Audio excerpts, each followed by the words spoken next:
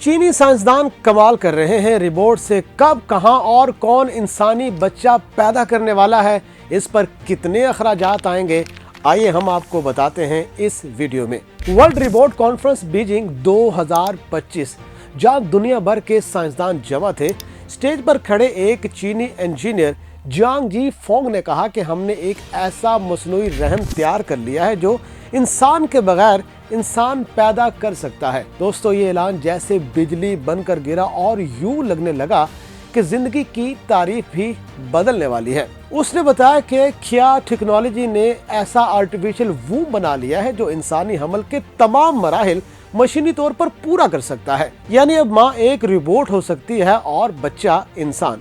ये मसनूई रहम दरअसल एक शीशे का चैम्बर है जहाँ एक बच्चा ऑक्सीजन, ग़िज़ाइयत और हार्मोन ट्यूब के जरिए से हासिल करता है और फिर 9 माह बाद दुनिया में जन्म लेता है बगैर किसी इंसानी रहम के। कीमत तकरीबन 12,000 यूरो यानी 38 लाख पाकिस्तानी रुपए। इस्तेमाल 2026 तक मुमकिन, लेकिन सवाल वही, हमल आएगा कैसे? जियांग जी फोंग के मुताबिक इंसान और रोबोट मिलकर हमल को मुमकिन बनाएंगे। एम्ब्रियो जनीन को डीएनए से तैयार करके मसनूई रहम में रखा जाएगा, जहां मसनूई ज़हानत यानी कि एआई हर लम्हा उसकी निगरानी करेगी, दिल की धड़कन से लेकर दिमाग की नशो नुमा तक।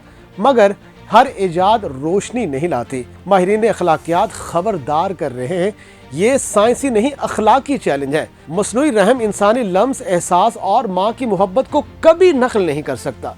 मुमकिन है ऐसे बच्चों में नफ्सियाती मसाइल पैदा हों या वो एहसास ताल्लुक से महरूम रहे। अक़वाम मुत्तहिदा के बायो एथिक्स कमीशन ने कहा है कि जिंदगी को पैदा करना जिंदगी को समझने से ज्यादा खतरनाक हो सकता है। अमेरिका और यूरोप में कई इदारों ने मसनूई रहम पर आर्जी पाबंदी की सिफारिश की है, मगर दूसरी तरफ कुछ साइंसदान इसे इंसानियत की उम्मीद कह रहे हैं। दोस्तों, हर साल दुनिया भर में 2.5 लाख खवातीन हमल के दौरान पेचीदगियों से जान गंवा देती हैं। अगर ये टेक्नोलॉजी कामयाब हो गई तो 90% अमवात को रोका जा सकता है।